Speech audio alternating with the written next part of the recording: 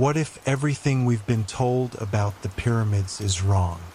What if the story carved into textbooks is just the surface? For over 5,000 years, we've believed the pyramids were tombs built by Egyptians for their kings. But new discoveries, ancient texts, and hidden maps suggest a much older and far stranger truth. By the end of this series, we'll uncover a buried past the world was never meant to remember. Chapter 1: The Myth We Were Taught. For over a century, the story has been simple. Egypt, land of the Nile, rose from the sands with wisdom, ambition, and divine purpose. Around 2500 BCE, the pharaoh Khufu ordered the construction of the Great Pyramid. Tens of thousands of workers, using only copper tools and sleds, hauled limestone blocks weighing several tons each. In just over 2 decades, they completed one of the greatest architectural feats in history. That's what we've been taught. A straightforward tale of power, religion, and empire. But beneath this polished narrative lies a silence too deep to ignore. The cracks don't just show in the missing bodies or the mathematical anomalies. They echo through every unexplained shaft, every unmarked stone, every assumption passed as fact. This isn't a story about ancient engineering, it's a story about belief. And when belief turns into dogma, evidence becomes invisible. The myth of the pyramids as royal tombs has endured, but now it's time to pull back the curtain. The first problem is weight, literal crushing weight. The Great Pyramid is made of over 2 million limestone blocks, each weighing between 2 and 15 tons. The granite beams in the King's Chamber weigh up to 70 tons and were transported from quarries hundreds of miles away. Traditional theories say these were moved using sleds and manpower alone, but no records explain how. No broken tools, no copper remnants, no training structures, and worse, no ramps. To lift and position blocks that size, ancient builders would have needed ramps longer than the pyramids are tall, made from material that left no trace. Nothing remains. It's as if the process was erased. Even modern engineers can't recreate the pyramid's precision with ancient methods. The logistics don't just stretch plausibility, they shatter it. What we've accepted as possible may never have been possible at all. So the question grows louder. If the Egyptians didn't build them the way we were told, then how did they do it? Even stranger than the how is the why. We're told the pyramids were tombs, eternal resting places for the divine kings of Egypt. Yet inside the Great Pyramid, no mummy has ever been found. No burial artifacts, no inscriptions, not even paint. Unlike the tombs in the Valley of the Kings, which burst with color, curses, and stories of the afterlife, the Great Pyramid is silent, tells no tale. The so-called sarcophagus in the King's Chamber is an empty stone box, cracked, scorched, and undecorated. It's too large to fit through the narrow passages, which means it was placed there before construction. But for what purpose? No body ever lay within it. No pharaoh was entombed. For a tomb, the Great Pyramid feels curiously uninterested in death. There are no prayers, no gods, no markers of identity. It's less like a grave and more like a machine, one designed for something else entirely. The question isn't just why it was built, it's what it was built to do. Mathematics offers more fuel for the fire. The Great Pyramid isn't just big, it's precise. Incredibly, impossibly precise. This base is aligned within 0, 5 degrees of true north. Each side differs in length by mere inches. The ratio of its height to its perimeter matches the mathematical constant pi. Divide the pyramid's perimeter by its height and you get 2 pi, connecting a square base to a circular idea. More than that, the Great Pyramid encodes values like the golden ratio, Earth's equatorial circumference, and even the speed of light if you believe certain measurements. How could ancient builders, with no written mathematics or advanced tools, embed such cosmic precision into a structure of raw stone? Coincidence becomes harder to swallow the deeper you go. It's as if the pyramid wasn't designed to honor a king, but to mirror the universe itself. Not a tomb, but a message. Not a monument to death, but to knowledge, coded in stone and meant to survive time itself. There's also the matter of global parallels. While Egypt perfected its stone giants, similar megalithic marvels appeared across the world. In South America, stones at Sacsayhuaman were carved to interlock without mortar. In Baalbek, Lebanon, a single stone weighs over 1,000 tons. In Turkey, Göbekli Tepe, built 6,000 years before Stonehenge, was buried on purpose. Across the globe, ancient cultures moved impossibly heavy stones with methods still unknown, often aligning them with the stars. And they all seemed obsessed with the same things: solstices, sacred geometry, and hidden chambers beneath the earth. Either ancient humans independently discovered the same advanced ideas, or they inherited them from a common, forgotten source. If so, the pyramids of Egypt weren't an isolated wonder. They were part of something bigger, a memory preserved in stone of a knowledge far older than any one civilization. A knowledge passed on, distorted, and ultimately buried, along with the truth. The closer you look, the more the story starts to collapse. Ancient Egyptian texts barely mention the pyramids. Khufu, supposedly the builder of the Great Pyramid, is barely referenced in any contemporary inscription. No murals show him overseeing construction. No tablets praise his engineering. In fact, the only direct link between Khufu and the pyramid is a single cartouche, carved awkwardly in red paint, discovered by a British explorer in a chamber hidden above the king's chamber. Some scholars have questioned its authenticity. Others call it a smoking gun. But for a monument that took decades and armies of workers, the absence of celebration is deafening. Pharaohs loved to immortalize their achievements. If Khufu built the pyramid, why doesn't he say so? Why doesn't anyone? Maybe because it wasn't his. Maybe it was already there, an ancient riddle he tried to claim but never understood. The story we were taught might not be just incomplete. It might be entirely upside down. There's also the matter of time.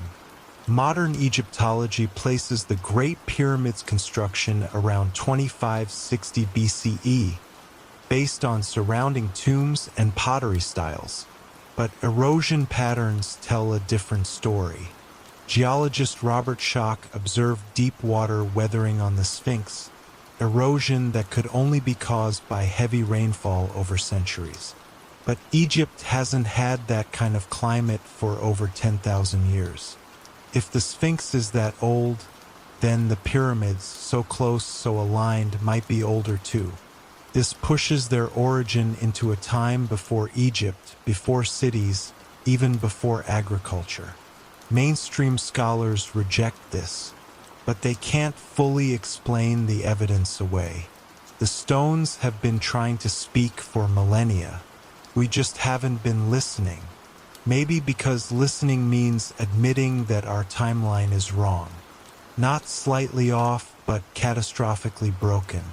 Maybe the pyramids weren't built during Egypt's rise, but survived its birth. Then there are the mysterious voids. In 2017, scientists using muon detection, cosmic rays that reveal density changes, discovered a large, unexplained cavity inside the Great Pyramid, over 30 meters long, completely sealed off with no known entry. It matches no internal structure. No beams, no chambers. Just empty space hidden in stone. Its purpose is unknown. Its contents, if any, remain a mystery. But it's not the only one. In 2023, ground-penetrating radar found more voids beneath the plateau. Some natural, some carved. Layers upon layers of silence waiting to be heard. If the pyramid is a machine, are these its circuits? If it's a message, are these its buried words? These new discoveries aren't just anomalies. They're wedges in the cracks of history, pieces of a picture we were never meant to finish. And every new scan deepens the mystery. What about the people who built it? Were they slaves, as early historians claimed? Workers, as modern scholars argue? The truth is murky. Worker villages near the pyramids show signs of well-fed, organized labor, perhaps a national project driven by belief. But belief in what? A tomb or something deeper? What if these workers weren't building for the dead, but restoring the work of the gods? Ancient texts speak of the first time, Zep-Tepi, a golden era when divine beings ruled the earth. Mainstream historians dismiss this as mythology. But ancient peoples didn't separate myth from history. They wrote what they saw and remembered. If they believed they were rebuilding what the gods left behind, then the pyramids weren't a beginning. They were a continuation, the last echo of something much older, much grander, now lost to time. Mainstream Egyptology resists change like stone resists erosion. Its foundation is built on early assumptions, colonial narratives, and academic inertia. Challenging it invites ridicule, exile, or worse. Yet the evidence keeps growing. Misaligned timelines, impossible engineering, mathematical precision, global parallels, unexplained voids. The more questions we ask, the fewer answers make sense. But the establishment keeps repeating the same mantra. Tombs, pharaohs, ramps, despite mounting contradictions. It's not a defense of truth. It's a defense of comfort. Because if the pyramids weren't what we thought, then everything built on that story starts to crumble. And that includes our understanding of civilization itself. So what do we do with this myth we were taught? Do we double down and ignore the rising tide of anomalies? Or do we finally look past the textbook and into the shadow? The Great Pyramid isn't a relic. It's a question, a message carved in stone, asking who we really are. Maybe it wasn't meant for the dead, but for the distant future. For us, maybe it's not a monument to kings, but a survival manual from a time before memory. One left behind when the sky fell, the oceans rose, and a civilization disappeared. We've been staring at it for 5,000 years, convinced we understood. But maybe, just maybe, we're only now ready to listen. The myth is ending. The truth is beginning. And it was buried in plain sight. Before we continue to Chapter 2, let me know if you're enjoying this kind of long, gentle history. Feel free to tap that like button and subscribe, only if you truly love what I'm doing here. And in the comments, share where you're tuning in from and what time it is in your city. I always love seeing our little bedtime crew gathering from every corner of the world. Now lower your lights. Maybe let a soft fan hum in the background and settle in. Let's proceed with tonight's quiet journey together. Chapter 2: Voices from the Sand, the Forgotten Legends. Long before the modern world sent satellites and scanners to probe the secrets of Giza, there were stories, whispers in the wind, carved on weathered scrolls, passed through the mouths of mystics and wanderers. Long before archaeologists drew their maps, others came to the pyramids not with measuring sticks but with questions older than science. Herodotus, the ancient Greek traveler, listened to Egyptian priests recount tales of god-kings and star-born rulers. Arab scholars spoke of hidden chambers and forbidden texts buried beneath the stone. Even early Christian scribes whispered of a pre-flood civilization that once ruled these lands. These weren't just myths. They were memories distorted through time. And if you listen closely, a pattern begins to emerge. Across cultures and centuries, the legends point downward, into the sand, into the stone, into the past. They spoke of gateways, of knowledge sealed away, of a truth humanity once held and then lost. Maybe they weren't fables. Maybe they were warnings. One of the oldest and most mysterious voices is that of the ancient Egyptian priests themselves. They told stories not of men, but of gods. Before the first pharaohs walked the earth, divine beings ruled Egypt. Their era was called Zep-Tepi, the first time, a golden age when the world was new and order reigned over chaos. It was said that these beings taught humans how to write, farm, build, and think. When their time ended, they didn't die. They retreated. Some returned to the stars. Others, the priests claimed, descended into the earth. Beneath the sacred sites, they created vast underground halls. Not graves, but sanctuaries. Places to store wisdom. Places to wait. And while mainstream scholars call this symbolism, the details in these stories are uncomfortably specific. Tunnels under the Sphinx, chambers beneath the pyramids, sealed doors, water-filled passageways. If they were merely poetic, they were remarkably consistent. Too consistent to dismiss as coincidence. The Arab explorers in the medieval period echoed these strange themes. In their journals, they described descending into narrow shafts near the pyramids and finding walls covered in symbols and strange machines sealed in stone. They wrote of catacombs flooded with cold, dark water, and of inscriptions warning intruders to turn back. One legend tells of an explorer who opened a hidden door beneath the plateau, only to be struck blind. Another spoke of an artifact called the Emerald Tablet, said to hold the secrets of the heavens and earth, hidden deep beneath the sands. These tales were dismissed as fantasy, too fantastical, too convenient. But the odd thing is, they never really vanished. The deeper you dig into history, the more these whispers return, always underfoot, always pointing to something buried. They speak of a different Egypt, one not obsessed with death, but with memory. Not a tomb for kings, but a vault for time. Even the Book of the Dead, often seen as a religious guide, contains clues that suggest more than metaphor. It speaks of underground halls, gates of fire, lakes of still water, and staircases that lead to judgment. To the average reader, it's the journey of a soul. But to others, it reads like a blueprint. 14 gates, 12 caverns, serpent-guarded passageways, all beneath the earth, all mapped. Could it be that what we thought was myth was never intended as allegory?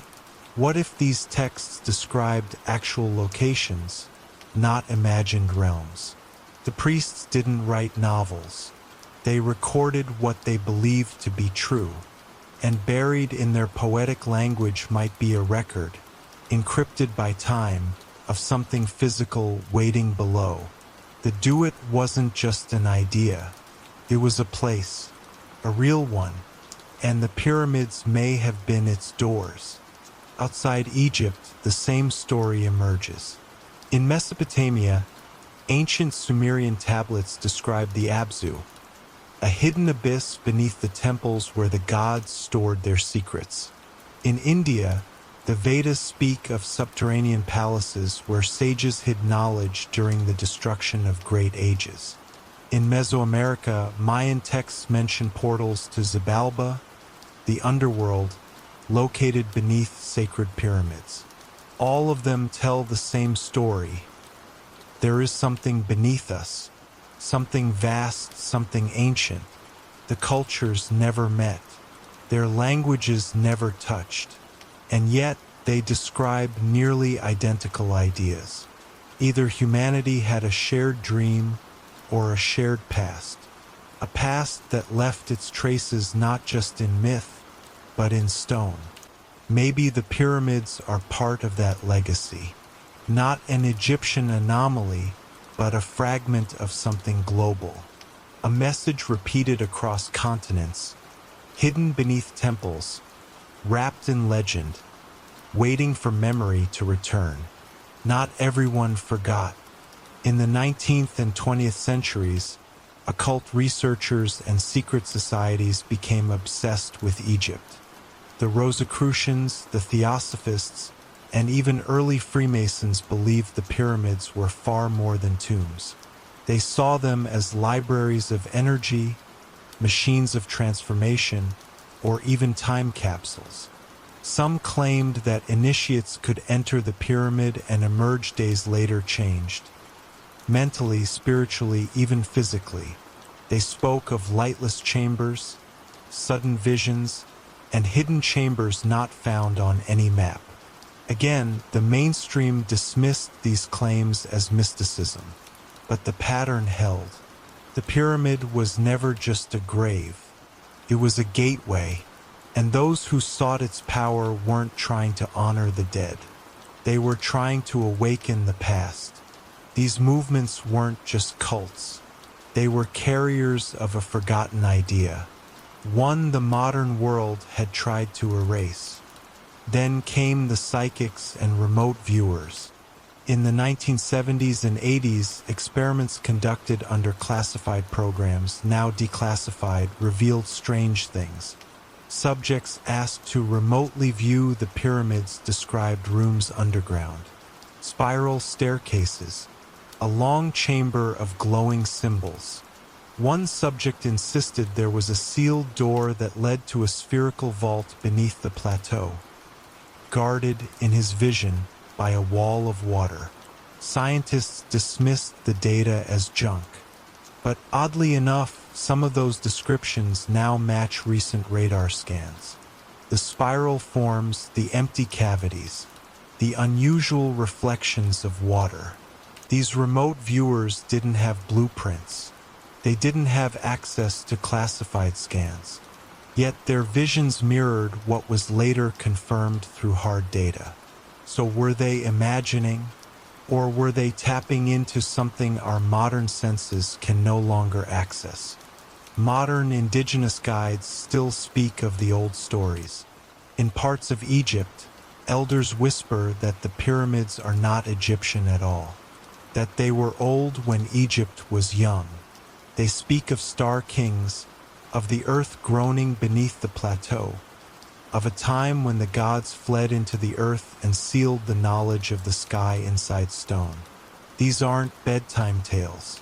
They're warnings, passed down not for wonder, but for memory.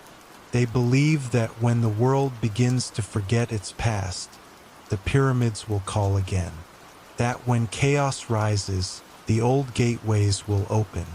These ideas sound wild to a modern ear, trained by science and textbooks. But dismissing them may be the very reason we remain blind. The truth doesn't always come dressed in data. Sometimes it wears the rags of myth. And then there's the legend of Imhotep, Revered as a high priest, architect, and healer, Imhotep was said to possess knowledge far beyond his time.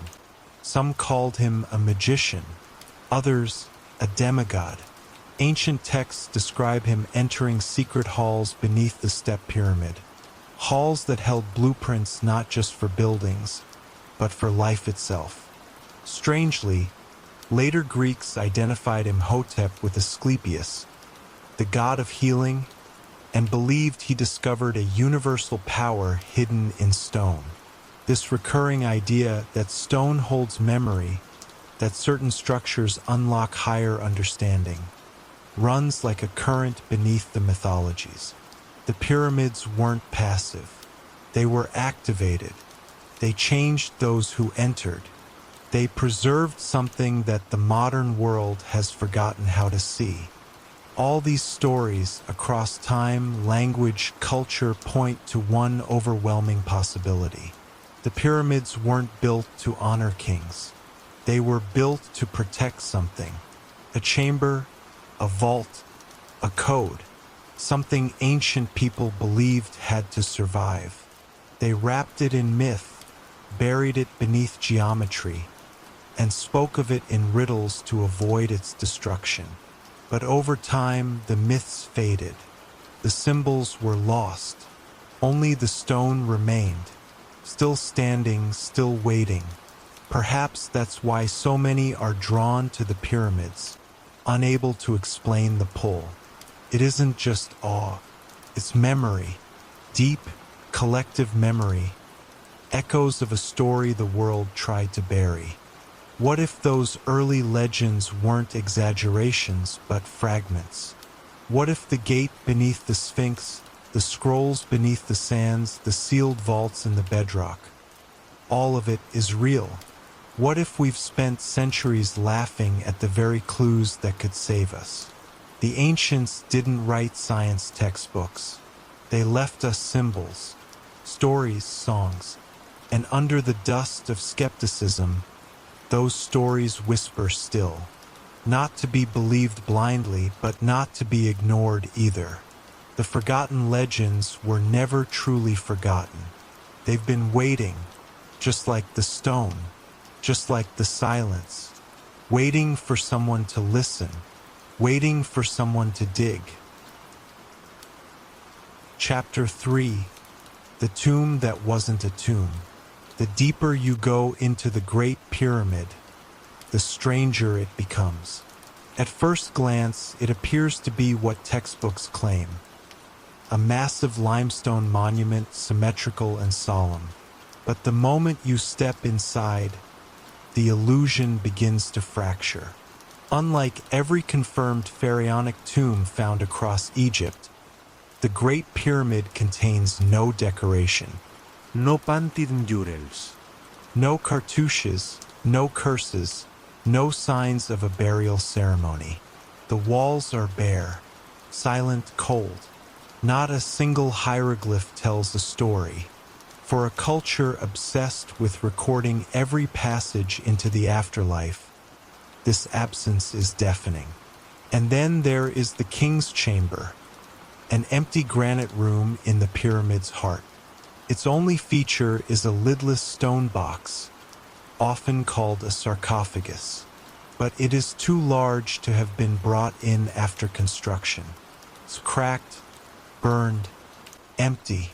No mummy was ever found here, which raises the question no one dares to ask. Was this ever a tomb at all? The layout of the pyramid also refuses to cooperate with expectations. 3 main chambers lie within: the subterranean chamber deep below ground, the queen's chamber in the center, and the king's chamber above. Oddly, the so-called queen's chamber has no body, no artifacts, and no signs of feminine burial. It's just a name. Worse still, the chambers don't align with traditional Egyptian funerary design. No descending corridors leading toward the earth as in other tombs. Instead, the grand gallery rises dramatically upward, as if leading to the sky. Strange shafts, too narrow for human passage, lead from both the king's and queen's chambers to the pyramid's outer face. Some align with stars, others point nowhere. Their function is unknown. They serve no funerary purpose, but they exist, cut with surgical precision, guided by intent. These are not random passages. They were built for something other than death. Acoustics inside the pyramid further muddy the waters. In the king's chamber, sound behaves in bizarre ways. When a note is hummed or a tone is played, the chamber resonates, deeply, powerfully, as if tuned. The room seems to amplify certain frequencies, vibrating the granite blocks. Researchers have speculated about sound-based rituals or even sonic technologies. Some believe the pyramid was designed to interact with the human voice or with Earth's natural harmonics. Could it be that the pyramid was more of a resonance chamber than a burial site? The evidence is growing. The sarcophagus-like box also rings when struck. Not like a coffin, but like a bell. Sound, vibration, energy. Concepts rarely associated with death, but perhaps crucial to understanding life, or knowledge, or something else entirely. The materials themselves are a clue. The king's chamber is built from rose granite hauled over 500 miles from Aswan. Granite is not just hard. It's filled with quartz and radioactive elements, capable of interacting with electromagnetic fields. Why build with such difficult, reactive material when softer, easier options were available? The builders didn't choose granite for symbolism. They chose it for function. Quartz has piezoelectric properties. It can generate voltage when pressure is applied. In other words, when the granite vibrates, it creates energy. So now we have a chamber that resonates, lined with energy-sensitive stone, with shafts pointing to stars. It's not a tomb. It's a device, but what kind? And what was it meant to do? These questions were never part of the traditional narrative. And maybe that's the problem. Even more troubling is the absence of discovery. When explorers first entered the Great Pyramid in modern times, there was no grand reveal. No treasures, no body, no sarcophagus sealed with gold. Nothing to protect, nothing to steal, just empty stone. Compare this with the tomb of Tutankhamun. Painted walls, sealed chambers, a mountain of gold. That is what a royal tomb looks like. That is what looters sought. But no looter ever found the Great Pyramid valuable. There was nothing inside worth taking, unless they were looking for the wrong thing, unless what mattered was never physical, unless what was buried was information, encoded not in objects, but in structure, in frequency, in silence. Perhaps the Great Pyramid wasn't looted. It was never filled to begin with. The inner architecture supports this idea. The Grand Gallery, rising steeply through the pyramid's center, is unlike anything else in Egypt. Its ceiling is corbelled, layered with precision to distribute weight and possibly sound. Small niches line its walls. The floor is smooth, worn, as if many feet once passed through. It leads nowhere but to the king's chamber, and above that chamber are 5 more, flat-ceilinged, stacked, and nearly impossible to reach. Why build 5 more rooms above a burial site? The answer given is weight distribution. But if that were true, simpler solutions existed. These chambers were deliberate, hidden. Their ceilings are scrawled with strange marks, some of which resemble letters, others engineering guides, still others symbols of unknown origin. They were never meant to be seen, but they were meant to exist, just like everything else inside this machine. Then there's the question of who really entered first. In the 9th century, Caliph al-Ma'mun supposedly breached the pyramid by tunneling into it. His men hacked their way through the stone, bypassing the sealed passage. But why did they tunnel in the exact right direction? The pyramid's geometry is too precise for guesses. Some suggest they had maps, or help, or maybe they followed legends passed down from older cultures. Regardless, what they found or didn't is unclear. Records are contradictory. Some say they found empty chambers. Others whisper of glowing orbs and sealed doors they dared not open. What's certain is that when modern archaeologists entered, the pyramid was already empty. But was it always that way? Or was something removed long before history began to write itself? Outside the pyramid, clues continue to echo. Nearby at Abu Rawash, a ruined pyramid lies scattered. It is older, cruder, less aligned. If the Great Pyramid was the product of evolution, we should see experiments, failures, prototypes. But we don't. The Pyramid of Khufu is the most perfect. Not the last in a line, the first. It appears fully formed, which defies common sense. Civilizations build up, they learn slowly. Yet here, the greatest achievement appears first, with everything that follows being lesser. Like a copied blueprint fading with each repetition. What kind of civilization begins with a masterpiece and declines from there? Unless, of course, that masterpiece wasn't from the civilization we think it was. Hieroglyphs are entirely absent within the pyramid itself, but outside, in later temples and tombs, references to the pyramids are strangely vague. They are mentioned not as tombs, but as places of transformation. The word used in some cases is ake, a horizon, a point of transition between worlds, between life and afterlife, between earth and sky. This supports a different interpretation, that the pyramid was not a place to end a life, but a place to begin something new. Initiation, ascension, a machine not for death, but for metamorphosis, an interface between the physical and the divine. What would that look like?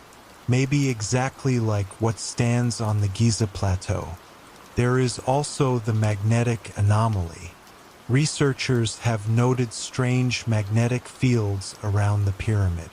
Compasses spin, devices malfunction. Some claim to feel pressure or disorientation inside. Whether these effects are natural, psychological, or engineered is unknown.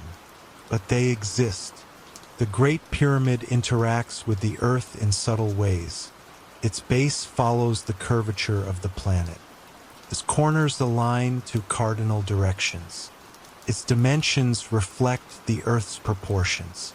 These aren't coincidences. They're evidence of knowledge far beyond what ancient Egypt is credited with. If the pyramid is a map, it maps more than stars. It maps Earth itself, perhaps even humanity. If it is a tomb, it's not for a body. It's for a secret, one sealed under stone, coded in numbers, and hidden in plain sight. No other monument in the world provokes this kind of silence from the academic world. Questions are deflected, alternatives dismissed. When asked what the pyramid does, the answer is always the same. It is a tomb. Yet every test, every scan, every exploration reveals something else. Chambers without purpose, passageways without end. Energies that can't be explained. The structure behaves more like a reactor than a grave. And still, the story is repeated, because the alternative is too disruptive. To admit the pyramid was never a tomb is to admit we don't understand it. Worse, it is to admit that someone else might have. Someone older, someone forgotten. Maybe the Egyptians didn't build the pyramid as we see it. Maybe they found it and built a civilization around it. What we call the king's chamber may have had no king. The grand gallery may have led not to death, but to rebirth. The pyramid itself may be something we have no modern word for. A tool, a transmitter, a beacon, perhaps even a vault. One thing is clear, it was not built for the dead. It is not a grave. It's a message, a machine, a monument to something we no longer understand. But it still stands, still humming, still watching, and maybe, just maybe, still waiting. Chapter 4: Hidden Maps and Satellite Lies. In the age of satellites and surveillance, the Giza Plateau has become more than just a tourist attraction. It has become a battleground for information. Over the last few decades, images from high-resolution satellites and ground-penetrating radar have begun to reveal what the eye cannot see. Beneath the surface of the sand lie patterns, voids, and anomalies that suggest vast subterranean structures. Not just rooms or corridors, but layered zones of density, walls, columns, and chambers hundreds of meters deep. Some are perfectly rectangular, while others form winding shapes that look far too deliberate to be natural. These discoveries were not made by archaeologists, but by military contractors and independent imaging specialists. And when their findings surfaced, something strange happened. The information vanished, files deleted, access revoked, reports discredited. It was as if someone didn't just want the truth hidden, they wanted it erased. The Cold War left more than just scars on geopolitics. It left a legacy of hidden data. During the 1960s and 70s, American and Soviet satellites were trained on Egypt not for archaeology, but for strategy. The pyramids offered a stable visual anchor for testing new imaging technology. But something unexpected showed up. Early infrared scans and synthetic aperture radar revealed unnatural temperature differentials in the desert surrounding the monuments, cold spots where heat should radiate evenly. These anomalies were dismissed at first. Dust, shade, optical illusion. But then came the patterns. Linear voids, square formations. Tunnels too straight to be geological. In some declassified military documents, internal notes speculated about ancient facilities. Others mentioned the possibility of artificial caverns. Yet none of it made it into the public record, at least not officially. In 1997, the Smithsonian quietly funded a project using remote sensing to explore beneath Giza. The team employed seismic tomography, essentially creating a three-dimensional echo of the subsurface by analyzing sound waves. The results shocked them. Large voids beneath the Sphinx, pockets of low-density stone beneath the second pyramid. Even a vertical column stretching downward over 300 meters from the center of the Great Pyramid. The team compiled their findings but never published the full report. Years later, some of the participants hinted that they were pressured to abandon the project. One said they were told it was not in the public interest to pursue anomalies with no confirmed cultural context. But what if that context exists, just not in the story we were taught? More recently, in 2017, a French team used cosmic ray muon detection to scan the Great Pyramid. The technology measures how subatomic particles from space pass through stone. Denser areas block more particles. Empty spaces let more through. What they found was stunning. a massive void larger than the Grand Gallery, hidden above the King's Chamber. This chamber is inaccessible, unknown in purpose, and unconnected to any passage. Mainstream Egyptologists tried to downplay the finding. Just another relieving chamber, they claimed. But relieving chambers are small, flat, and placed for structural reasons.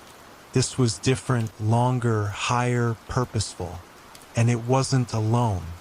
Other muon scans hinted at even more anomalies below the pyramid, places no one had ever entered or even acknowledged.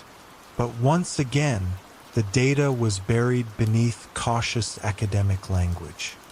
In 2025, everything changed.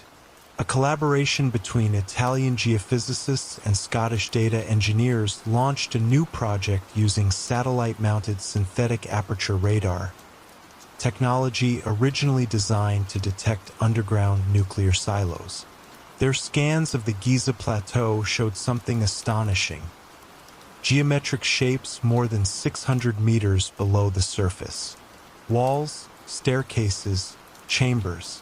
A massive ring structure beneath the tomb of Osiris.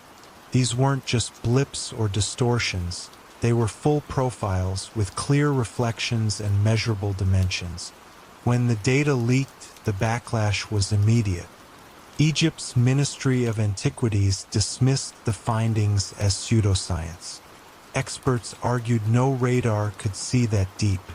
The team was accused of fabrication, but they had their models, their software, their readings, all verified, and what they showed didn't just challenge the story of Egypt, it threatened to rewrite it. Why such fierce resistance? Some say it's about preserving tourism.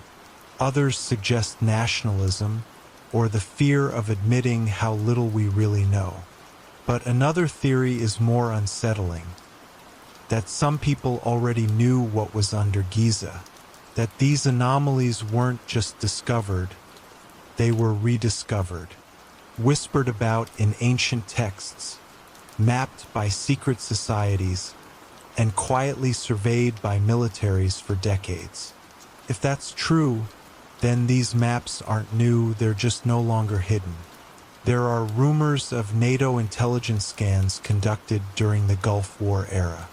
Files locked in defense archives. High-frequency resonance data collected from drones. Some researchers claim they've seen heat-mapped blueprints of entire underground cities. Not just rooms, but networks, complexes, systems older than language. But no one will release the originals. This is where the story takes a darker turn. Whistleblowers have come forward, but few are taken seriously. One satellite analyst claimed he was fired after submitting a report on geometric anomalies near the Valley Temple. Another researcher in Italy went missing after presenting his data at a closed-door conference. His hard drives were confiscated by authorities. He had told friends he was onto something ancient, something buried so deep, the earth itself was guarding it. These are the kinds of claims that get dismissed, ridiculed, or erased. But they keep coming.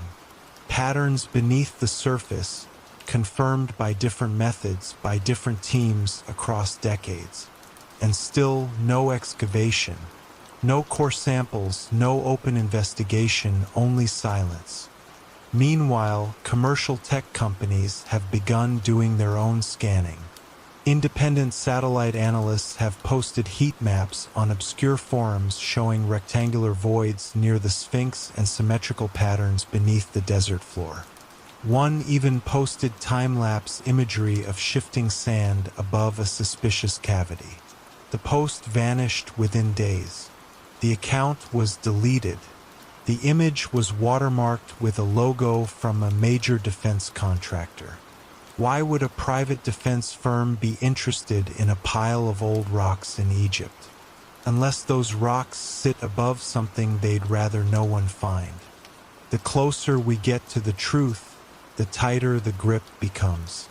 Government archaeologists refuse permits for deeper digging. Radar scans must be approved and overseen by official bodies. Even aerial drone flights are restricted. The plateau, for all its visibility, is locked down in critical ways. You can walk its surface, marvel at its symmetry, but you cannot peer beneath it. Not without permission, not without scrutiny. This is how secrets are kept. Not by erasing them, but by hiding them in plain sight and guarding the doors below. The real story of Giza is not what was built above ground, but what remains sealed beneath. And yet, the data is out there, quietly spreading, anomalies documented, coordinates mapped, hidden layers forming an invisible skeleton beneath the sand. What are they hiding? An ancient vault, a lost city, or something even older, something from a time before time. The patterns are not random. The resistance is not accidental. Something is buried beneath the pyramids, and someone somewhere does not want it brought to light. But the ground cannot hide its truth forever. Eventually, the sand shifts, the technology improves, and the lies, no matter how old, begin to crack. Because no matter how deep you bury the truth, it always finds a way back to the surface. Chapter 5. The Cave Beneath the Sphinx.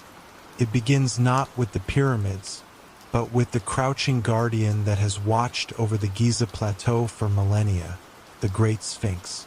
Carved from a single ridge of limestone, the Sphinx is far older than most are willing to admit. Its weathered body tells of water erosion, hinting at a time when the Sahara was green. But the mystery is not just its age. It's what lies beneath. Early in the 20th century, stories began circulating about tunnels and cavities hidden beneath the paws of the Sphinx. Not myths, but physical anomalies measured by seismic instruments. Yet despite growing interest, official excavations were always delayed, blocked, or ended abruptly. What could be so dangerous beneath a stone statue? And why was the mention of these cavities always met with such fierce silence? Something was down there, sealed away, deliberately hidden. And those who got close often found doors closing behind them. In 1926, French engineer Émile Baraïs was given the task of clearing and restoring the Sphinx. What he found shook him. He recorded hollow spaces, blockages, and shafts that led downward into darkness. He reported a doorway beneath the rump of the Sphinx and another beneath the front paws. But strangely, no full excavation followed. His notes were vague, his diagrams incomplete. Some believe he was ordered to stop. Others suggest he found something he wasn't prepared for. In the decades that followed, teams returned to the site with new tools, ground-penetrating radar and electrical resistivity scanners. Their results confirmed what Baraïs had hinted at. Chambers, tunnels, an entire void beneath the monument. Yet once again, these results were dismissed. The focus always shifted back to the statue's face, its symbolism, its missing nose, never its feet, never its foundation. In 1993, a team led by Dr. Thomas DeBecke and John Anthony West conducted seismic surveys around the Sphinx. Their data showed rectangular anomalies directly beneath the front paws. These weren't minor fissures or cracks. They were flat, edged spaces that echoed like empty rooms. They published their findings, calling for excavation. But Egypt's Supreme Council of Antiquities blocked further digs. No reasons were given, no permits issued. Curiously, shortly after, The area around the Sphinx was fenced off, limiting access. To the public, the Sphinx was a marvel. To the authorities, it was a locked door, one that should remain closed. But the question burned hotter than ever. What was inside that chamber? And who built it? There are whispers that the Sphinx was never intended as a statue, that it was a marker, an entrance. Some ancient texts refer to a hall of records buried beneath a lion, a library of stone said to hold the secrets of a lost civilization. According to these accounts, this chamber was created not by the dynastic Egyptians, but by a people long forgotten, a culture that survived a global cataclysm and encoded their knowledge into monuments. The chamber beneath the Sphinx was their vault, a time capsule sealed for an age when humanity was ready to remember. But if this is true, then the Sphinx isn't a riddle to solve. It's a warning we've chosen to ignore. More recent expeditions have only deepened the mystery. In 2009, a group of independent researchers used thermal imaging to scan the Sphinx at night. They discovered heat anomalies that suggested hollow areas inside the statue itself. Even more bizarre, they detected unusually cool zones beneath the ground where heat should radiate. This suggested the presence of air pockets or water, and not just isolated pockets, structured paths. The layout resembled an inverted keyhole, with branching corridors fanning out beneath the monument. The images were dismissed as artifacts of surface temperature, yet similar patterns appeared in unrelated scans taken years apart. Coincidence or confirmation? Artifacts have surfaced too. In the 1970s, a local shepherd reportedly stumbled into a partially collapsed tunnel on the plateau's western edge. He described narrow passageways with smooth walls, strange markings, and a deep draft of cool air. When he returned the next day, the entrance had been filled in. He told his story to journalists, but the official response was silence. Others claimed to have seen ancient stone doors deep underground, sealed shut and covered in hieroglyphs not found in any known temple. These are not the tales of fantasists, but of workers, engineers, and wanderers who found something and then found it buried again. Even satellite data seems to agree. High-resolution scans reveal subtle shifts in elevation and density around the Sphinx. Patterns that form unnatural lines, suggestive of collapsed shafts or covered entrances. In one particular image, a rectangular depression is visible just east of the monument, exactly where multiple surveys have pointed. Some have speculated this could be the top of a sunken roof. If true, the real chamber lies dozens of meters below, untouched, preserved, but no dig has followed. No cameras lower.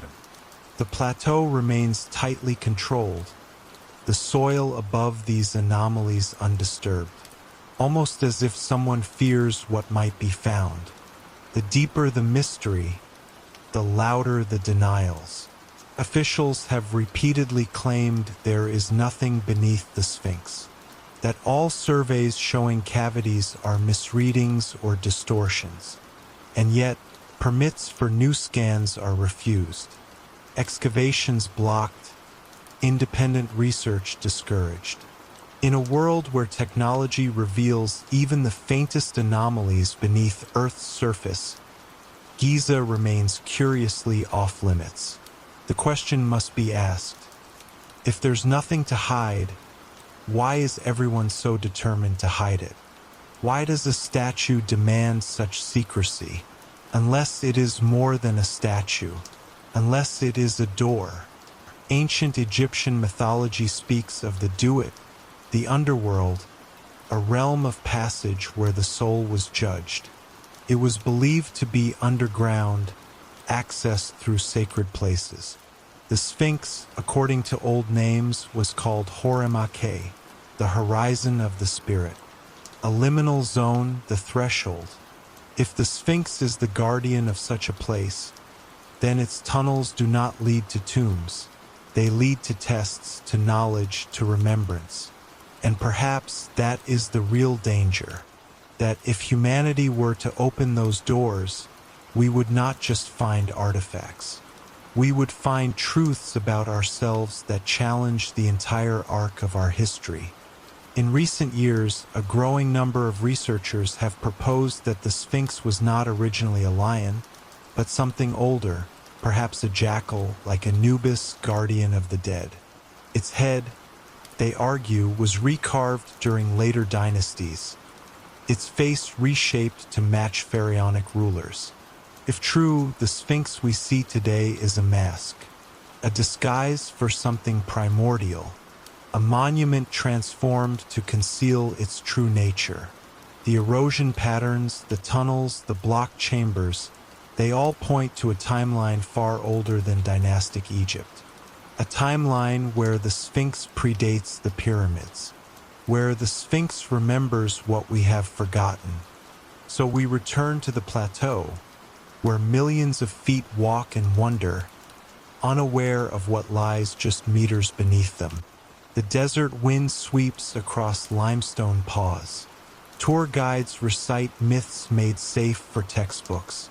But beneath that sand, the ground hides a memory, not of kings but of survivors, not of tombs but of vaults. The Sphinx stares east, unblinking, toward the rising sun. And perhaps when the right moment comes, when the world is ready, the stone will speak. The chamber will open, and the knowledge buried beneath the guardian will change everything we thought we knew about the beginning.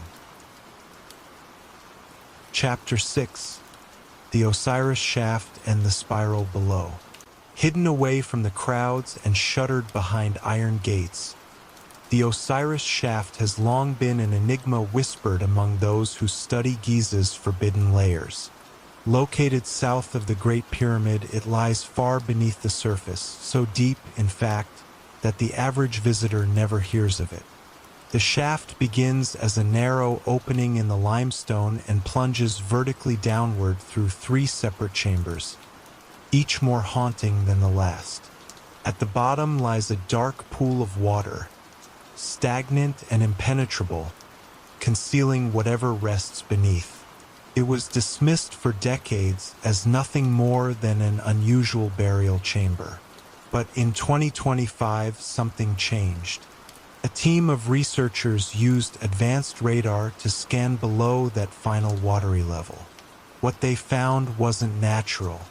It was a spiral, a man-made spiral, one that should not exist and yet did, beneath a tomb that was never supposed to be there.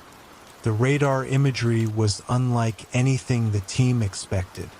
Instead of simple voids or basic anomalies, the scans revealed a deliberate descending spiral structure, a staircase that curled around a central cavity, descending even further than the already terrifying depths of the Osiris Shaft.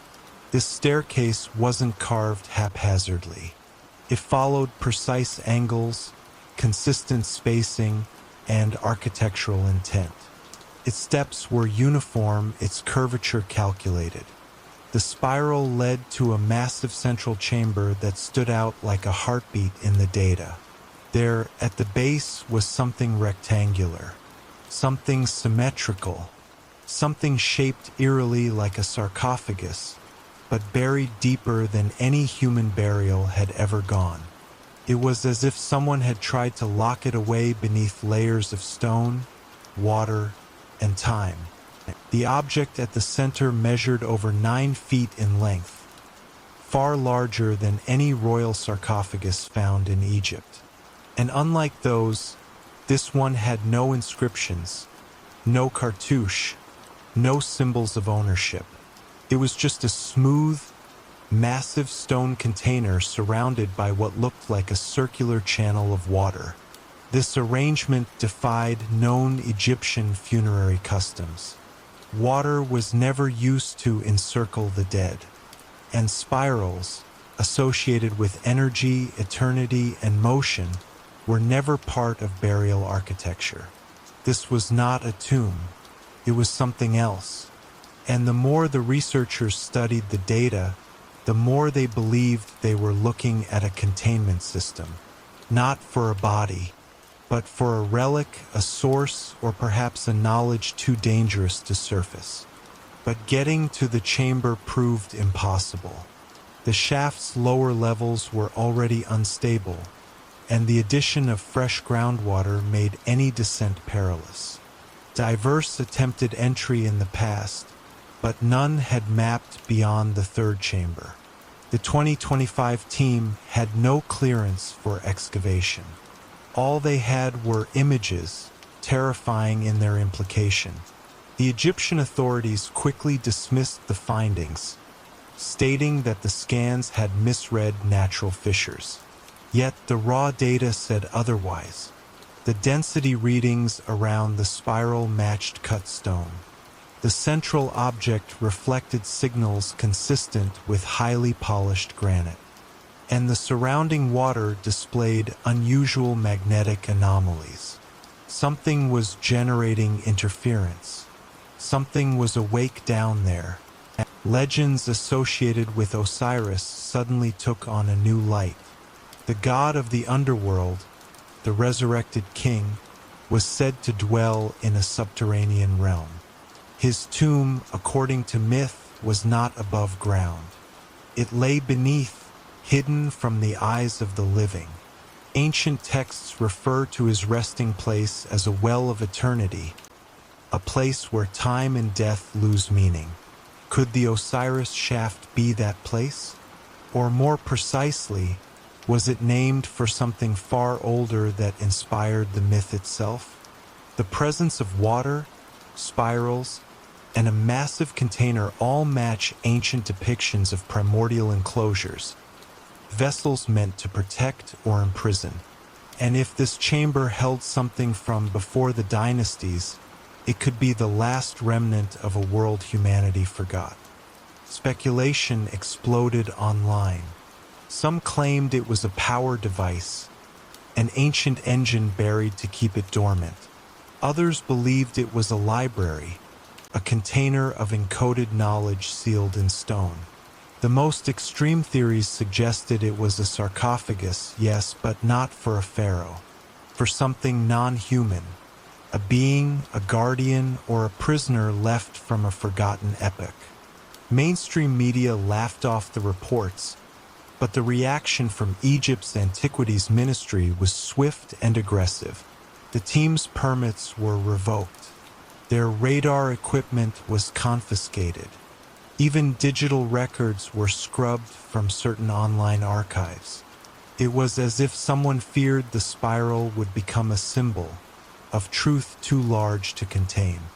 Those few who managed to keep copies of the data noticed something else.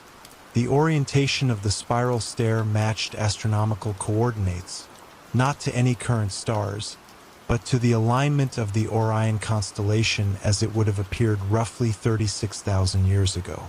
This put the shaft's origin long before the rise of Egyptian civilization. The implications were staggering. A spiral built before language, buried beneath a site associated with death and rebirth, and aligned to stars that no longer occupied their ancient positions. Either this was a coincidence of titanic proportion, or someone thousands of generations ago had knowledge we are only now beginning to rediscover. One of the most disturbing findings came from the channel of water surrounding the central chamber. Samples taken from above showed mineral content inconsistent with local groundwater. The water appeared older, chemically different, as if sealed for centuries.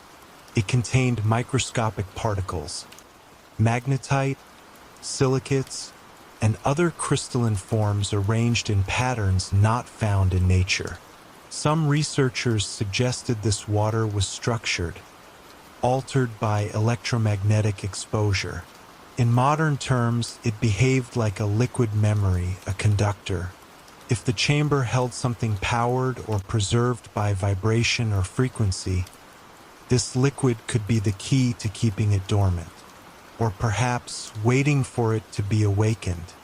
The existence of a spiral design deep beneath Egypt raises questions echoed across the ancient world. Spirals appear in the oldest petroglyphs, in Neolithic temples, and across megalithic sites from Malta to South America. They represent eternity, transformation, portals between realms. To find one physically constructed, hidden beneath the tomb of Osiris, is not merely symbolic. Its architectural intent says the builders knew something. They didn't guess, they remembered. And if they remembered, then what was this place really for? A gate, a lock, or a bridge between worlds, buried under the pretense of myth? The silence from Egypt's authorities has only deepened the mystery. Even when international teams offered to fund safe exploration with no excavation, just optical fiber and remote sensors, they were denied. The entrance to the shaft was reinforced and resealed. Tour guides no longer mention it. The only trace is a metal grate behind an unassuming wall. But deep beneath that grate lies a truth surrounded by ancient stone, old water, and secrets buried so far below the sand that even time has trouble finding them. It waits still undisturbed for now. So the spiral remains unseen, coiled in the dark like a question that cannot be unasked. The Osiris shaft, once thought a minor anomaly, may be the center of everything. If the pyramids were built to guard, not glorify, then this shaft might be their anchor, their foundation, the place where the oldest truths were buried in stone and silence. And perhaps, just perhaps, what lies at the bottom is not the end of a civilization, but its beginning. A spiral leading not into death, but into memory. Memory long hidden. Memory waiting to rise. Chapter 7: Gods, Stars, and Lost Civilizations. The myths of ancient Egypt were never meant to be just stories. They were coded memories, wrapped in symbolism and ritual, pointing back to a time the Egyptians called Zep Tepi, the first time. In this lost era, god-kings walked among humans, bringing order, knowledge, and the tools of civilization. These weren't divine fantasies created for entertainment. They were recollections. The Great Pyramid and the Sphinx weren't tributes to gods. They were markers left by those gods or their inheritors. The myth of Zep Tepi speaks of a time before chaos, before the Nile had even carved its way through the desert, when the stars above mirrored something powerful and precise on Earth. What if these myths were distorted fragments of history, not allegory but ancestry? The deeper one dives into the legends of ancient Egypt, the more it feels like we are reading an eyewitness account of something no modern textbook is willing to accept. A forgotten world that once thrived before the flood of history washed it away. For decades, researchers have noticed that the pyramids align almost perfectly with the stars in Orion's belt. This isn't coincidence. The ancient Egyptians associated Orion with Osiris, the god of the afterlife and rebirth. But the alignment doesn't match the sky today. It matches the sky as it appeared over 10,000 years ago. That astronomical precision suggests a culture not just aware of the stars, but one capable of predicting and preserving those alignments across millennia. Who were these early stargazers? And how did they possess such advanced knowledge of celestial mechanics? The builders of Giza weren't looking upward in awe. They were anchoring their most sacred structures to the sky, as if the heavens were a blueprint for something greater. When you match the Giza plateau to star maps from the ancient past, a picture forms, a cosmic mirror, mapping not just stars but stories buried in stone. Zep-Tepi wasn't an isolated tale. Cultures across the globe speak of a golden age, when gods descended, taught mankind, and then vanished. The Sumerians had their Anunnaki. The Hindus remembered the Satya Yuga. The Mayans told of sky people who brought calendars and fire. It is as if a single civilizational memory echoes across continents, all hinting at the same origin. Egypt's version may be the most intact because of how obsessively they encoded it in ritual and architecture. The pharaohs didn't build in ignorance. They inherited, they mimicked. The pyramid builders may not have understood the full meaning of their blueprints, but they followed them with religious precision. Every angle, every shaft, every chamber was designed to echo something not of their time, but from before time. When the Sphinx was scanned for weathering, researchers found erosion not from sand, but from water, massive, sustained rainfall. That hasn't occurred in Giza since the end of the last ice age, over 12,000 years ago. If the Sphinx predates the Egyptian civilization, then so too might the structures around it. This pushes the origins of Giza far back into a period when mainstream history insists no advanced civilization existed. But what if that insistence is wrong? The Egyptian calendar, the sacred geometry, and the mythological timeline all point backward, not forward. It's as if the builders of these monuments were attempting to preserve, not innovate.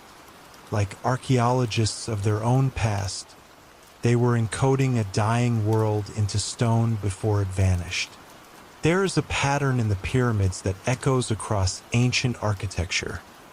The use of irrational numbers like pi and phi, precise geographic alignments, and dimensions based on Earth's curvature and the speed of light. These patterns are not accidental. They suggest an understanding of mathematics and geodesy far beyond what the Egyptians should have known. These ratios weren't discovered by trial and error.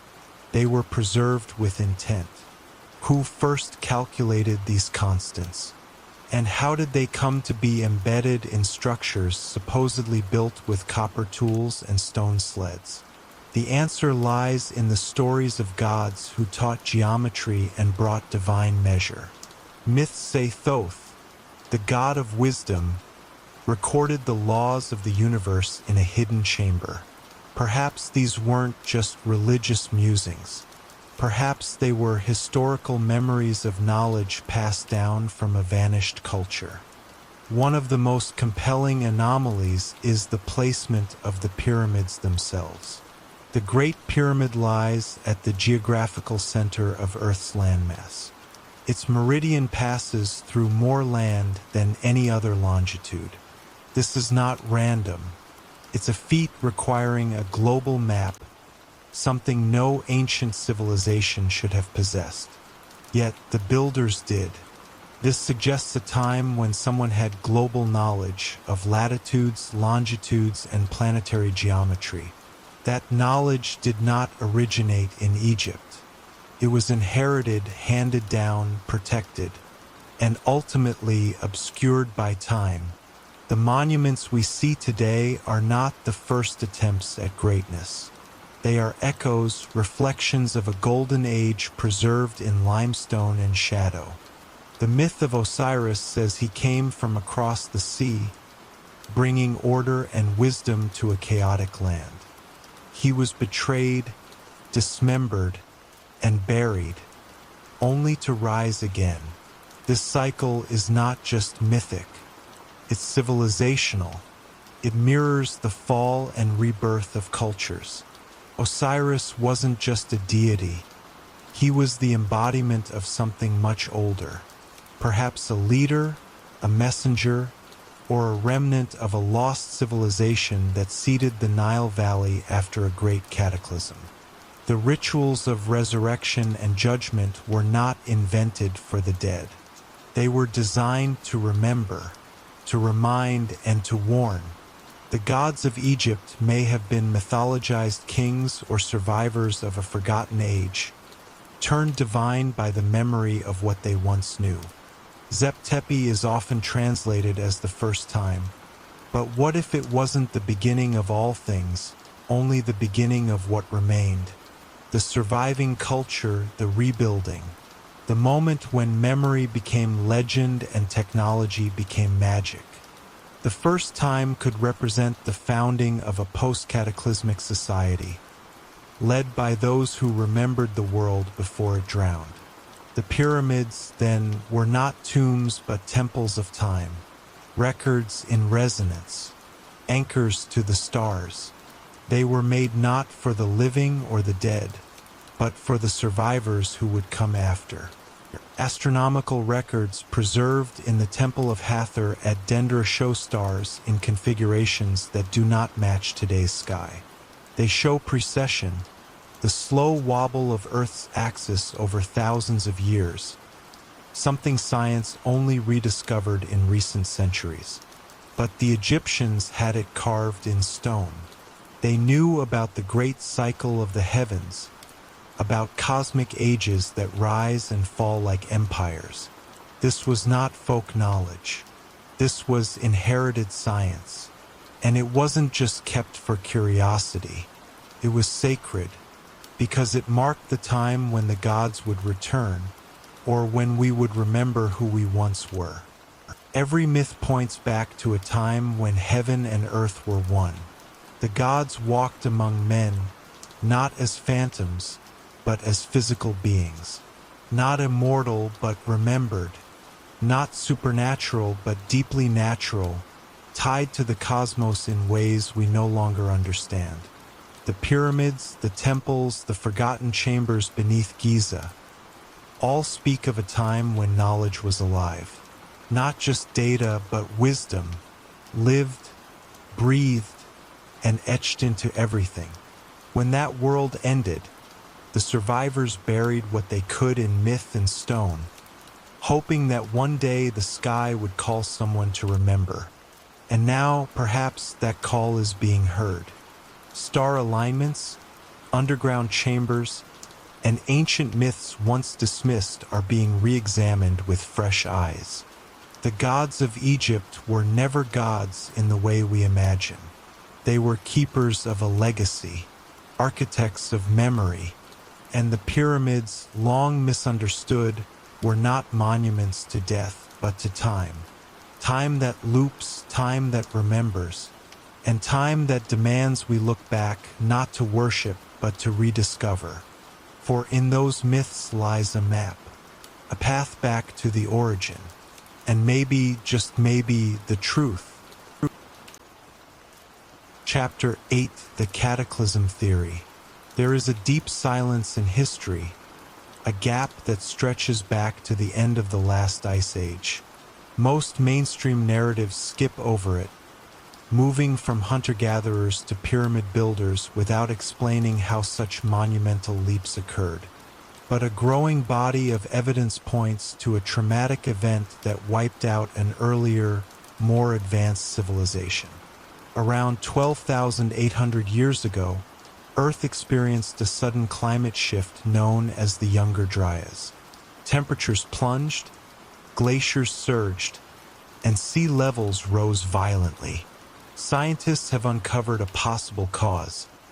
Fragments of a massive comet striking North America, igniting wildfires and sending shockwaves around the world. This was not a gradual change. It was a planetary trauma, and those who survived it may have scattered across the globe, carrying fragments of knowledge, memory, and fear.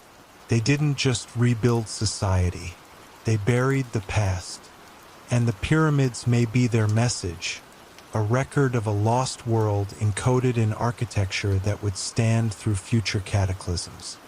Across ancient cultures, myths tell of a great flood, the epic of Gilgamesh, the tale of Atlantis, the story of Manu in India, the biblical deluge. These stories are separated by oceans and continents, but all speak of the same thing. A time when the skies fell and the oceans rose, when gods warned humanity and only a few survived. Were these stories metaphors or memories? If the Younger Dryas comet was real and the floods were real, then perhaps the myths were eyewitness accounts passed down through generations. In Egypt, this memory took the form of Zep-Tepi the first time, a golden age lost to darkness. The pyramids, with their indestructible design and cryptic alignments, may have been built by those who knew such devastation could come again. Not as tombs, but as beacons, preserving what little they had left.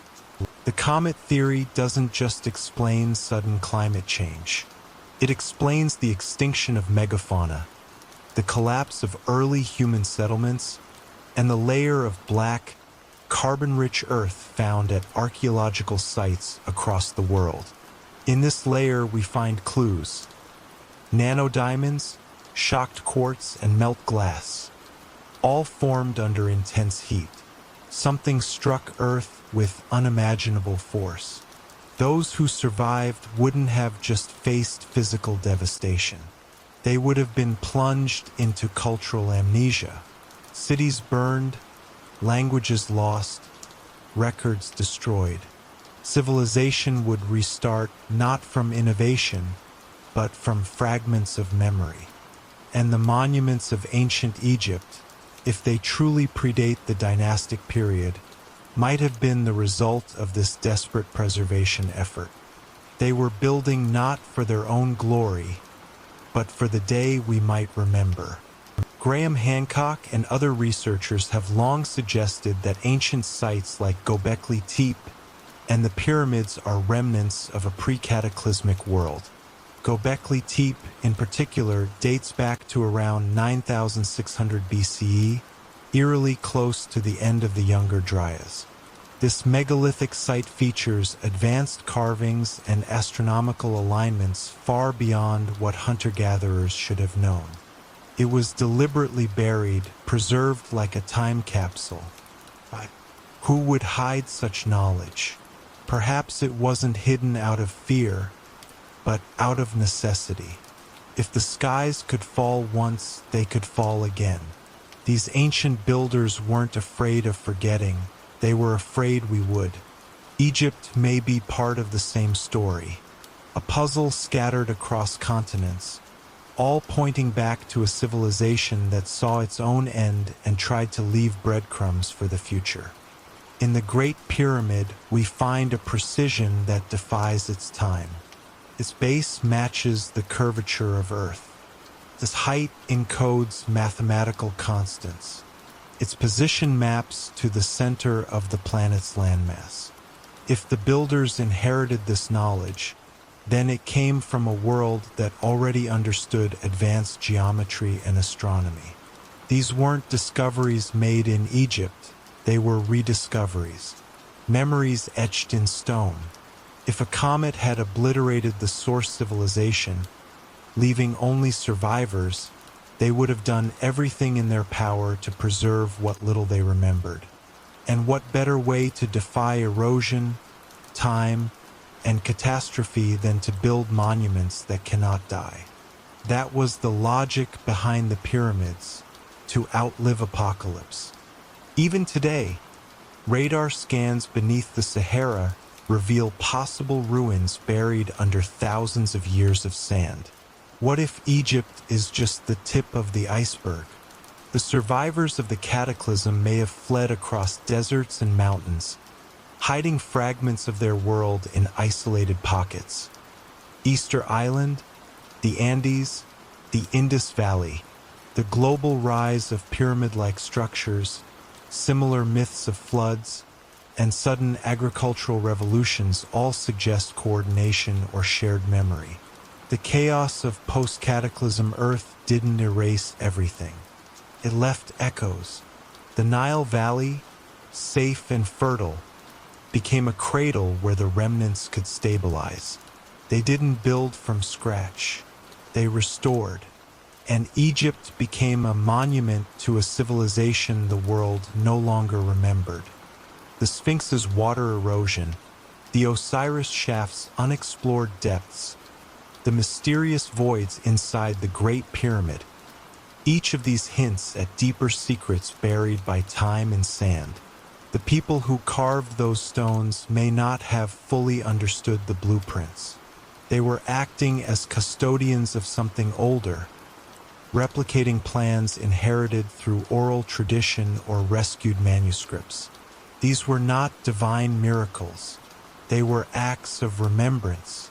Civilization may have risen, fallen, and risen again.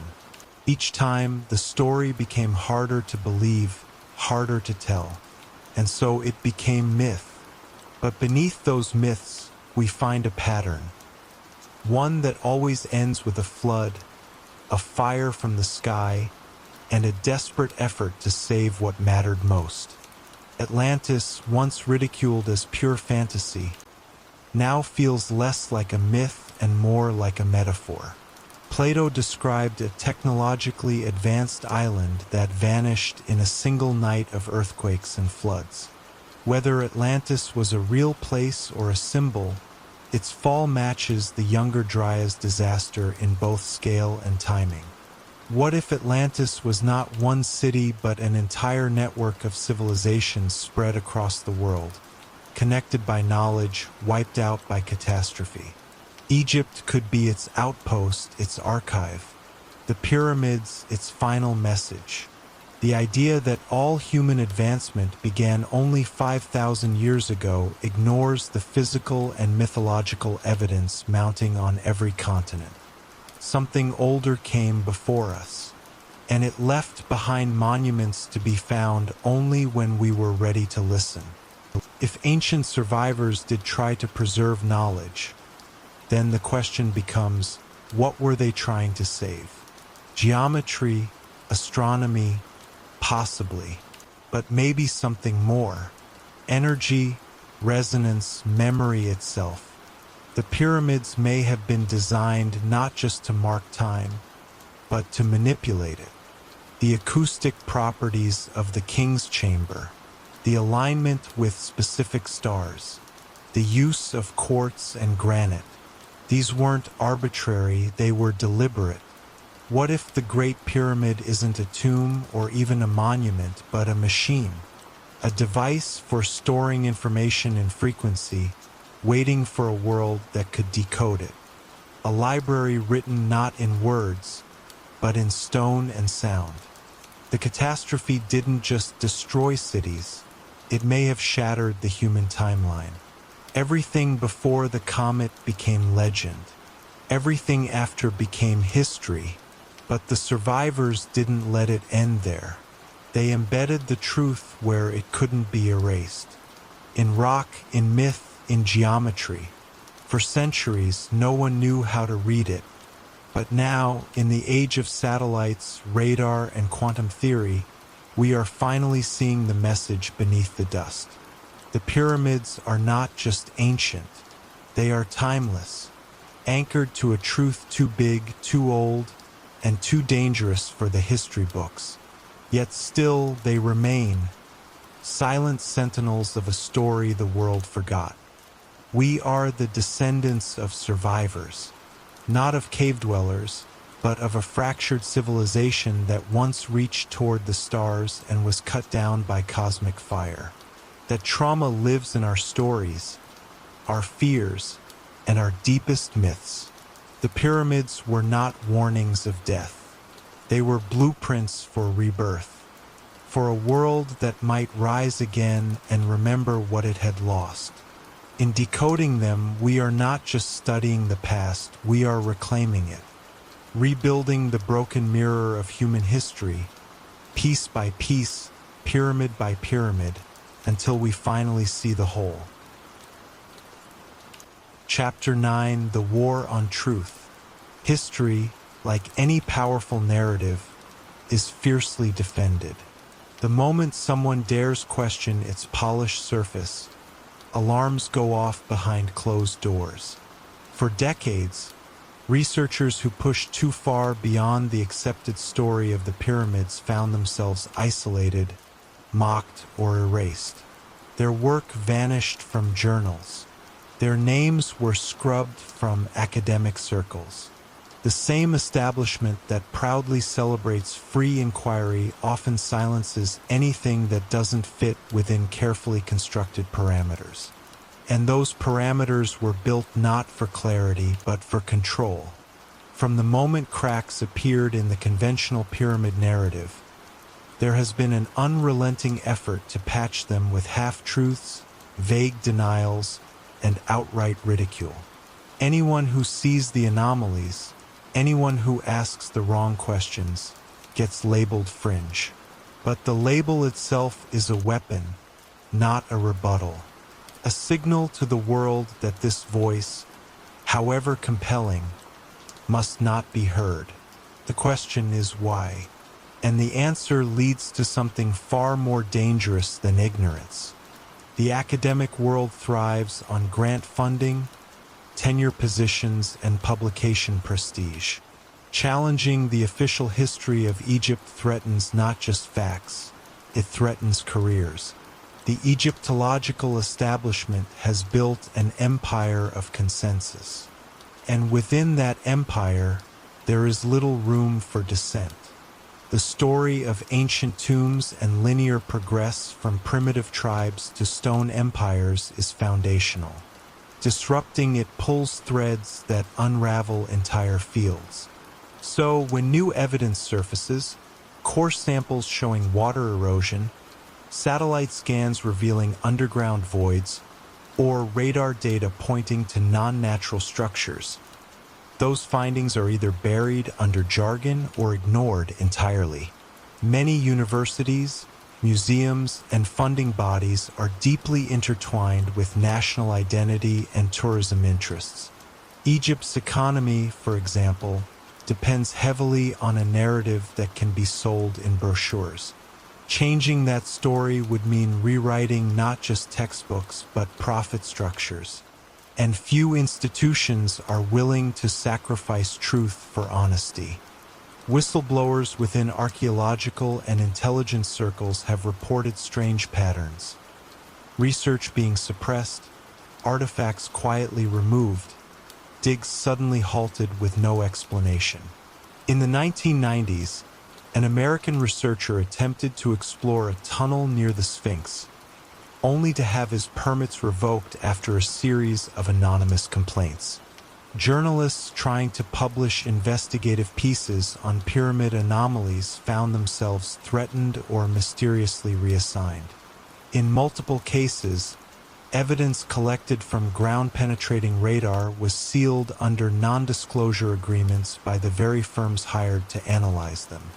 And then there are the deaths, rare, unexplained, and always conveniently timed. While not all can be attributed to conspiracy, the pattern is too consistent to ignore. Every time someone nears a breakthrough, someone dares suggest that the pyramids are older, more advanced, or not tombs at all, something intervenes. A quiet force working behind the scenes, keeping the story in its cage. Governments, too, play their part. National antiquities authorities tightly control access to excavation sites, determining what can be explored, what can be published, and who is allowed inside. In Egypt, foreign researchers are often required to have local officials present during digs, many of whom are trained not in archaeology, but in public relations. During the Cold War, satellite data from American and Soviet reconnaissance missions revealed unusual underground formations beneath the Giza plateau. But those images were classified, locked away under the justification of national security. Why would images of an ancient ruin threaten modern governments? Unless, of course, the structures hinted at knowledge far beyond the reach of known civilizations. knowledge that could shake religious, historical, or even technological assumptions. If the pyramids were not built by Egyptians, but by a civilization erased from memory, it would mean rewriting the human timeline. And such a revelation in the wrong hands could spark chaos. Media plays the role of both gatekeeper and amplifier. Shows, books, and documentaries that toe the official line are given airtime and awards. But those that challenge the consensus are often relegated to late-night slots, lumped in with ancient alien theories and dismissed as pseudoscience. This is not by accident. Language itself is weaponized. Terms like fringe, conspiracy, or pseudo-archaeology are used to discredit ideas without addressing them. Journalists who dig too deep often lose access to sources or are warned off the record. Online platforms subtly adjust algorithms, burying videos and articles that question the mainstream view. And when credible experts do speak up, engineers, geologists, physicists, they're often silenced by the same academic gatekeepers who claim to value truth. The result is a fog of disinformation, where facts become slippery and the public is left chasing ghosts. But behind the smoke is something very real, and very well guarded. Private corporations have also taken a growing interest in Egypt's ancient sites, especially with the rise of tech-based archaeology. Companies that operate satellite networks, ground-penetrating radar systems, or 3D scanning tech are sitting on mountains of data that often contradicts the official narratives. But corporate interests are not aligned with transparency. Many of these firms hold contracts with governments or academic institutions that have no desire to reveal what lies beneath the surface. In some cases, their findings are classified under intellectual property agreements. In others, they're simply paid to look the other way. Advanced imaging has shown symmetrical structures far below the Sphinx, heat anomalies within the Great Pyramid, and tunnel systems not found in any historical record. Yet this data never makes it to public databases. It sits in vaults and hard drives, inaccessible not because it is unimportant, but because it is too important. The truth exists. It is just not for us. The suppression isn't just about hiding secrets. It's about maintaining control over the past. Because whoever controls the past controls the future. If the pyramids are revealed to be remnants of a lost global civilization, everything changes. Our understanding of science, history, human potential, all of it would have to be recalibrated. Religions might collapse. Nations built on the myth of progress might face revolt. Technological advances locked in ancient stone could leapfrog us into discoveries we're not ready for. And that, more than anything, is what the gatekeepers fear. Not the collapse of the old story, but the rise of a new one. A story that reminds us we are not the pinnacle of history, but the survivors of it. A story that shatters the illusion of progress and replaces it with humility. That is why the war on truth is so aggressive. It's not about the past. It's about keeping us blind to who we really are. Even within Egypt, a quiet resistance is forming. Local researchers, historians, and spiritual leaders have begun to reclaim their own ancient heritage, stepping outside the shadow of colonial archaeology. They argue that the pyramid narrative fed to the world is not Egyptian at all, but a European fabrication. That the temples and monuments of the Nile Valley contain secrets passed down through oral tradition, guarded by families and priesthoods for thousands of years. These voices are growing louder. They speak of energy, frequency, cosmic alignment, not superstition, but science cloaked in symbolism. and they insist that the true purpose of the pyramids was never funerary, it was transformational. A machine for consciousness, a bridge between worlds. The West scoffs, but their own instruments confirm strange electromagnetic anomalies in the stones. The war on truth, it turns out, may be fought not only in labs and universities, but in hearts and ancestral memory. It's important to remember that suppression is not always malicious. Sometimes it's fear. Sometimes it's the weight of tradition. A historian spends decades building a reputation. An institution anchors its credibility in consistency. To admit they were wrong is to invite collapse. So the illusion is maintained, not out of deception but desperation. No one wants to be the one who says the emperor has no clothes. But the time for silence is ending. The data is growing louder. The inconsistencies can no longer be swept away with polite footnotes. A new generation is asking questions, demanding transparency, and following the trail that leads beneath the sand. The war on truth may not be won in a single battle, but every scan, every anomaly, every brave voice moves the line forward, and the walls that protect the old story are beginning to crack. Ultimately, the greatest threat to the truth is not conspiracy, it is apathy. A public too distracted to care. A society too comfortable to question. But that is changing. Curiosity is rising. People sense that something is off, that the story we were told doesn't quite add up. They look at the precision of the pyramids, the missing tombs, the whispered legends, and they wonder. That wonder is the first spark of awakening, and once lit, it spreads. The war on truth only works when people choose not to look. But when they do, when they peer into the shadows behind the stones, they see a history far older, deeper, and more extraordinary than anything they imagined. A history not of kings and conquests, but of survival, silence, and secret wisdom waiting to return. The pyramids were never just monuments. They were messages, they were warnings, they were promises.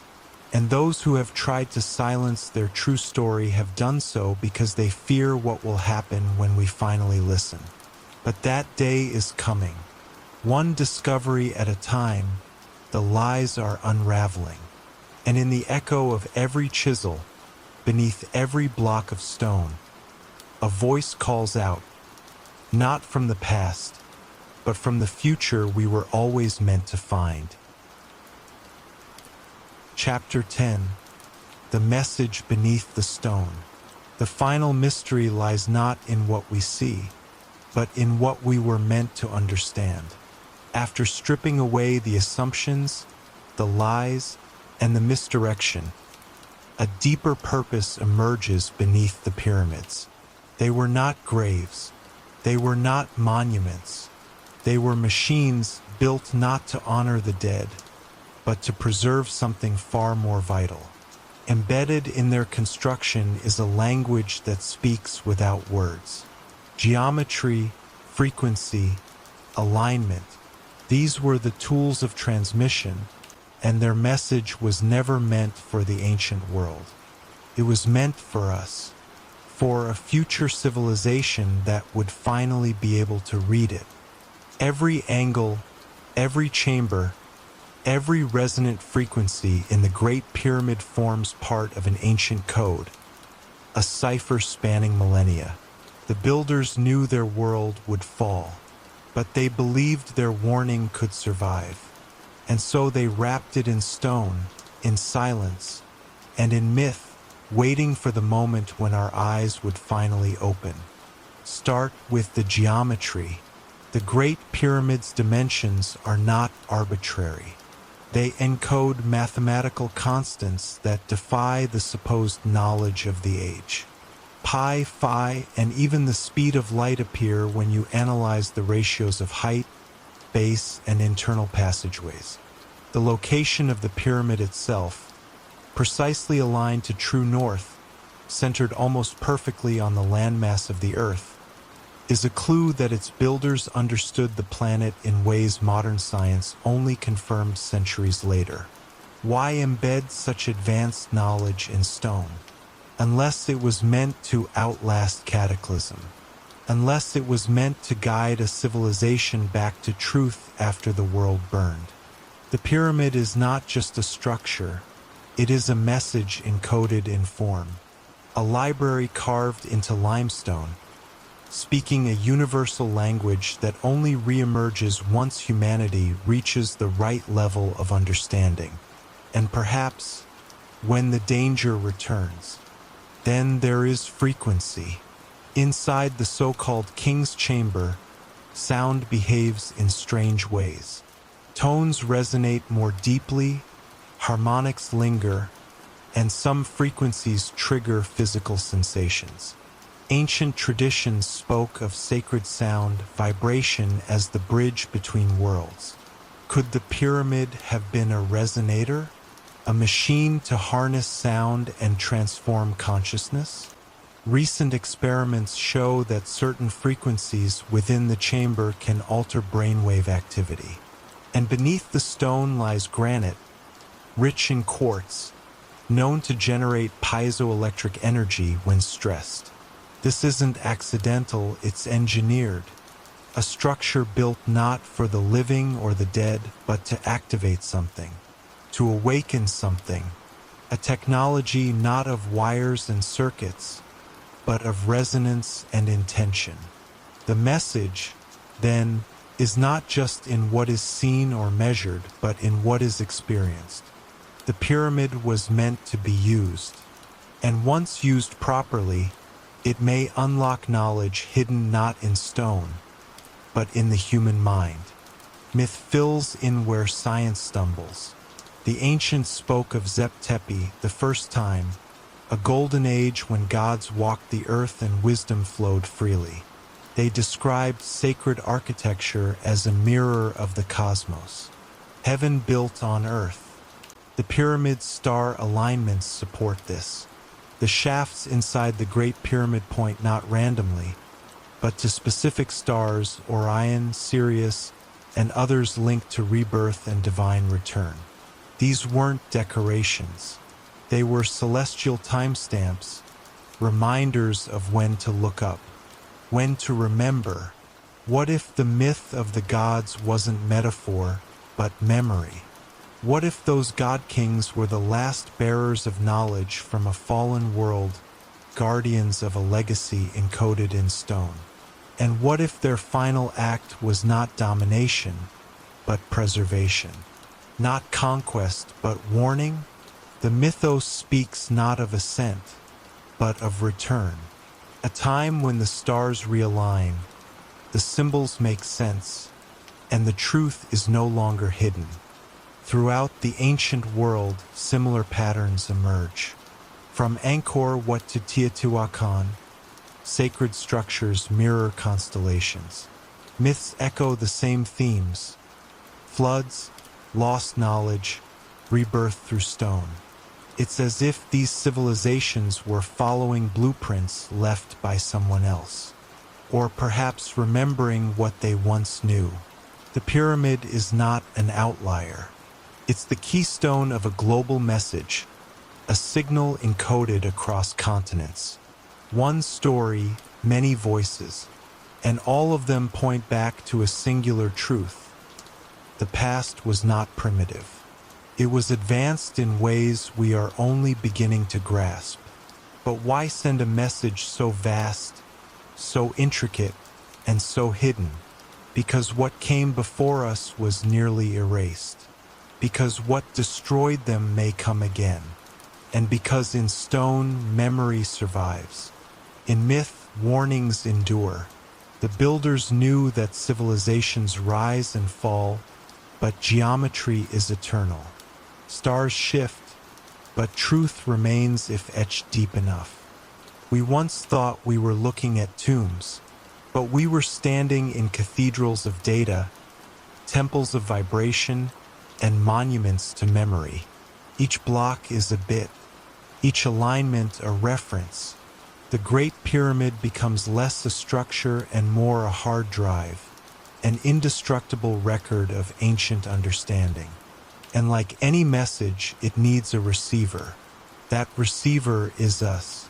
Not just modern science, but the modern soul. A mind capable of decoding symbols, connecting dots, and seeing beyond the veil of lies. The pyramid has waited patiently, resisting time, erosion, and empire. Its chambers are not echoes of the dead, but invitations to the living. And the moment has arrived when we finally understand what we were never meant to forget. The stone speaks now, and it says we were warned, says we once knew, and it says the cycle is about to begin again. But this is not just a warning of doom.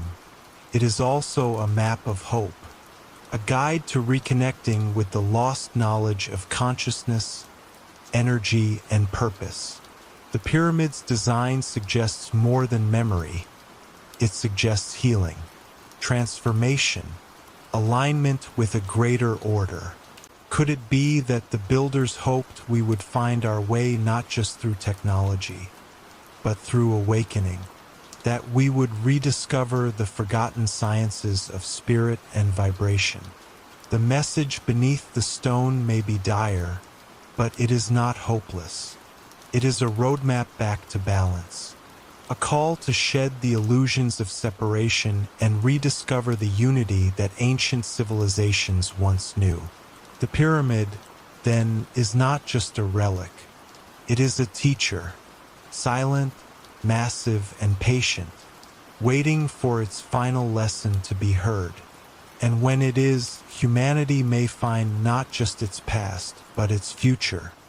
Now that we know what it is not, we are ready to understand what it is. Not a tomb, not a monument to ego or death, but a time capsule, a resonant beacon from an age of wisdom lost to fire and flood. A structure whose very presence defies explanation unless we accept that history is not what we were told. The Great Pyramid and its companions were not the products of a Bronze Age culture working with copper tools. They were the last efforts of a dying world to send a message forward in time. A world that knew what was coming and tried to light a path through the dark.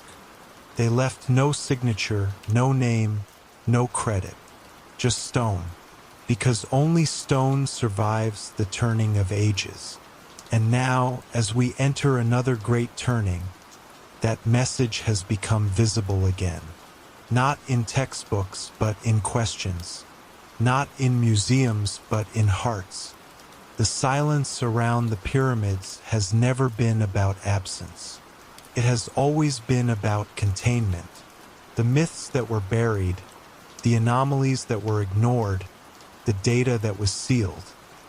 All of it served one purpose, to keep the message from spreading before its time. But that time has come. We now have the tools to read the map, the courage to ask the forbidden questions, and the global awareness to share the answers.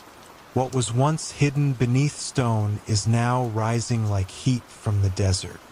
Truth, long suppressed, is returning with force. The pyramid was always meant to be rediscovered by a generation ready to listen, ready to break the spell of false history, ready to remember who we were and who we can be again, because this was never just a mystery. It was always a test, one set in motion by those who came before, a final challenge whispered through time. The builders knew the cycle would reset, that darkness would return, that chaos would rise again. But they also knew we would come back to the beginning, to the base of the Great Pyramid, confused and searching. They placed their hope in us, in a future people brave enough to look past the lies and wise enough to hear the silence. That hope is now ours to carry. The pyramid has done its part. It has endured.